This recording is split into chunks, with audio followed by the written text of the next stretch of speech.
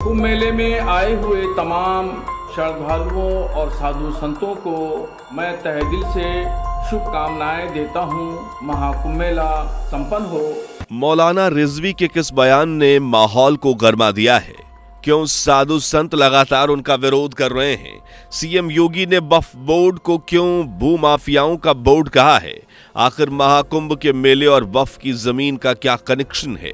क्यों मुसलमानों की एंट्री महाकुंभ में बैन कर दी गई है? अगर आप भी जानना चाहते हैं इन सवालों के जवाब तो हमारे साथ वीडियो के लास्ट तक बने रहें। दोस्तों, आप सभी अच्छी तरह से जानते हैं कि उत्तर प्रदेश के प्रयागराज में 13 जनवरी से आस्था के सबसे बड़े मेले महाकुंभ की शुरुआत होने जा रही है, जहां 40 करोड़ श्रद्धालुओं के आने की संभावना जताई जा रही है। और ऐसा भी दावा किया जा रहा है कि यह महाकुंभ पिछले महाकुंभ से ज्यादा भव्य और दिव्य होगा, क्योंकि मोदी सरकार ने इस बार मेले के लिए 7,500 करोड़ का बजट पास किया ही है। साथ ही उत्तर प्रदेश के सीएम योगी आदित्यनाथ ने मेले की सारी जिम्मेदारी अपने कंधों पर उठाई हुई है, चाहे वो लोगों के रहने के लिए जगह जगह पंडाल लगवाना हो या श्रद्धालुओं के लिए शुद्ध और शाकाहारी भोजन की व्यवस्था कराना हो। इन सभी कामों पर योगी आदित्यनाथ अपनी नजर बनाए हुए हैं। एक तरफ जहां देश विदेश से लोग महाकुंभ का हिस्सा बनने के लिए आ रहे हैं, वहीं 8 अखाड़ों के साधु संतों ने मिलकर मुसलमानों के लिए एक बड़ा ऐलान कर दिया है। उन्होंने मेले में मुसलमानों के आने पर पूरी तरह से पाबंदी लगाने का प्रस्ताव पेश किया है।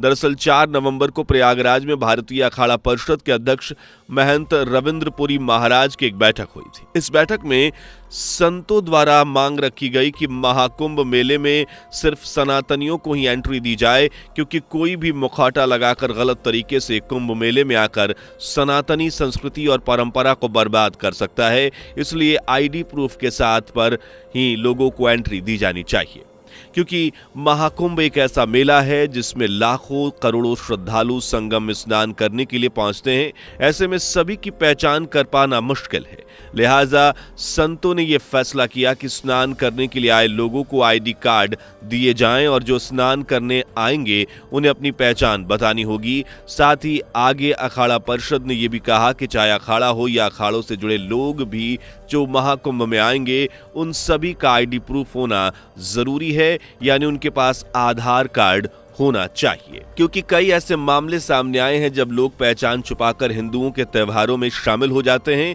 और फिर हंगामा मचाते हैं। लेकिन यहाँ बात है महाकुंभ की, जो काफी बड़ा और धार्मिक आयोजन है, जिससे लोगों की सच्ची आस्था और भक्ति जुड़ी हुई है। इसलिए अखाड़ा के संतों ने मांग की है कि किसी को भी बिना आईडी प्रूफ के एंट्री नहीं मिलनी चाहिए। ये मांग इसलिए भी हो रही है ताकि महाकुंभ की पवित्रता को बनाकर रखा जा सके। वहीं संतों का भी ये कहना है कि उन्होंने कई बार देखा है कि कुंभ में मुस्लिम लोग संत बनकर घूमने लगते हैं, इसलिए जरूरी है कि जो भी प्रयागराज महाकुंभ में आए उसकी पहले जांच की जाए।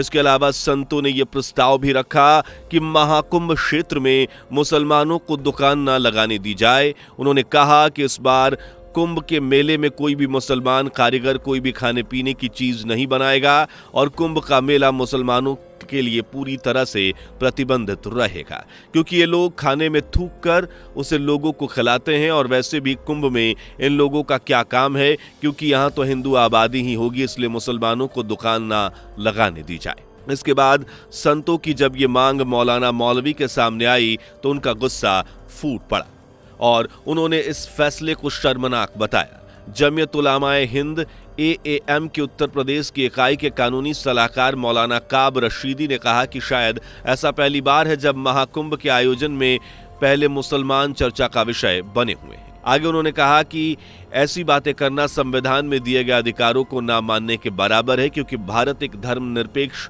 देश के रूप में पूरी दुनिया में जाना जाता है। इसलिए महाकुंभ में मुसलमानों को बैन करने की बात करना संविधान की आत्मा को कुचलने के जैसा है। इसके अलावा इस्लामिक स्कॉलर मौलाना शहाबुद्दीन रिजवी ने यहां तक कह दिया कि इस फैसले के जरिए देश को तोड़ने का काम किया जा रहा है। उन्होंने मुसलमानों को सलाह देते हुए कहा कि अखाड़ा परिषद और नागा सन्यासियों ने बैठक करके मुसलमानों को महाकुंभ जाने के लिए बैन कर दिया है, इसलिए कोई भी मुस्लिम महाकुंभ का हिस्सा न बने। इसके अलावा उन्होंने 3 दिसंबर 2024 को मुख्यमंत्री योगी आदित्यनाथ को एक चिट्ठी भी भेजी, जिसमें उन्होंने लिखा कि महाकुंभ में सैकड़ों मुसलमानों का धर्म परिवर्तन करने की प्लानिंग चल रही है, इसलिए सरकार को कोई ठोस कदम उठाना चाहिए। हालांकि बाद में उन्होंने इस चिट्ठी को लिखने पर अपना दूसरा नजरिया पेश किया और कहा कि उन्हें सूत्रों से महाकुंभ में मुसलमानों का धर्मांतरण करने की तैयारी की खबर मिली थी, इसलिए एक जागरूक नागरिक के तौर पर उन्होंने मुख्यमंत्री को इस बारे में जानकारी देना जरूरी समझा। हालांकि ऑल इंडिया शिया पर्सनल लॉ बोर्ड के महासचिव मौलाना यासूब अब्बास से मौलाना रिजवी के मेले में धर्मांतरण कराए जाने की आशंका के बारे में पूछा गया, तब उन्होंने कहा कि अगर किसी की धार्मिक आस्था की नींव मजबूत है तो कोई भी व्यक्ति किसी भी मजहब को नहीं बदलवा सकता। वहीं उन्होंने मुसलमानों को भी महाकुंभ में जाने की पूरी इजाजत दी है। उन्होंने कहा कि अगर कोई मुसलमान महाकुंभ में जाना चाहता है तो वो बिना झिझके जा सकता है, क्योंकि इस्लाम इतना कमजोर और हल्का मजहब नहीं जो किसी मेले को देखने या उससे हिस्सा बनने या लोगों को पूजा पाठ करते देखने में खतरे में पड़ जाएगा। इसलिए मुसलमान चाहे तो महाकुंभ का हिस्सा बन सकते हैं। एक तरफ जहां ऑल इंडिया शिया पर्सनल लॉ बोर्ड ने मुसलमानों को मेले में जाने की इजाजत दी, वहीं मौलाना रिजवी को इस बात से भी परेशानी होने लगी तो अब उन्होंने एक और बवाल खड़ा कर दिया। जहां एक तरफ संतों ने मुसलमानों की एंट्री पर बैन लगाने की मांग की है, वहीं मौलाना रिजवी ने कुंभ के मेले की जमीन को वक्फ बोर्ड की जमीन बता दिया है। उन्होंने महाकुंभ की करीब 54 बीघा जमीन पर वक्फ बोर्ड का अधिकार जताया है। प्रेस कॉन्फ्रेंस को दिए गए एक बयान में उन्होंने कहा कि प्रयागराज की झूशी में रहने वाले सरताज नाम के शख्स ने यह दावा किया है कि कुंभ मेले की जगह तैयारी हो रही है वो वक्फ की जमीन है और ये जमीन करीब 54 बीघा है। हालांकि मुसलमानों ने बड़ा दिल दिखाते हुए इस पर कोई आपत्ति नहीं जताई, जबकि उन्हें पता है कि मेले के सारे इंतजाम इसी वक्फ की जमीन पर हो रहे हैं, लेकिन फिर भी उन्होंने कुछ नहीं कहा। वहीं दूसरी तरफ अखाड़ा परिषद और साधु संत जो मुसलमानों के आने पर पाबंदी लगा रहे हैं, जिस तरह मुसलमानों ने बड़ा दिल दिखाकर वक्फ की जमीन पर कोई सवाल नहीं उठाए, उसी तरह अखाड़ा परिषद को भी अब अपना दिल बड़ा करना होगा और यह तंग नजरी छोड़नी होगी। साथ ही इस पर सोच विचार भी करना होगा। रिजवी के इस बयान ने साधु संत और अखाड़ा परिषद में जैसे हलचल मचा दी है और सभी खुलकर इनका विरोध कर रहे हैं। यहां तक कि केंद्रीय मंत्री गिरिराज सिंह ने मौलाना रिजवी को आड़े हाथों लेते हुए कहा कि कुछ कट्टरपंथी मुस्लिम जानबूझकर देश के अंदर माहौल खराब करने की कोशिश कर रहे हैं, जबकि वो जानते हैं कि सदियों से जब इस्लाम की पैदाइश भी नहीं हुई थी तब से महाकुंभ लगता आ रहा है। तो ऐसे में वक्फ कहां से आ गया? जब कुंभ से पहले इस्लाम ही नहीं था तो वक्फ कहां से पैदा हो गया? इसके अलावा योग गुरु बाबा रामदेव ने भी मौलाना रिजवी के बयान पर पलटवार किया है। उन्होंने कहा है कि ऐसी बातें कोई भी समझदार व्यक्ति नहीं कर सकता, क्योंकि इस तरह के बयान आपस में फूट डलवा सकते हैं। ये वक्फ बोर्ड संसद भवन और मंदिरों पर अपने दावे ठोक रहा है और आने वाले वक्त में पूरे भारत पर ही दावा ठोकने लगेगा। इसलिए बाबा रामदेव ने सभी हिंदुओं को एकजुट रहने की अपील की है। साथ ही उन्होंने सनातन बोर्ड की मांग भी की है, जिसके लिए सभी राजनीतिक नेताओं और पार्टियों को पत्र भेजकर इस बोर्ड के गठन में उनका सहयोग मांगा है। बता दें कि संत समाज ने अब ऐलान कर दिया है कि हर जिले में सनातन बोर्ड की स्थापना करेंगे और सनातन न्याय इस लक्ष्य की दिशा में काम करेगा। वहीं सीएम योगी आदित्यनाथ ने भी मौलाना रिजवी को करारा जवाब देते हुए कहा है कि महाकुंभ सिर्फ एक मेला नहीं बल्कि करोड़ों लोगों की आस्था से जुड़ा हुआ है।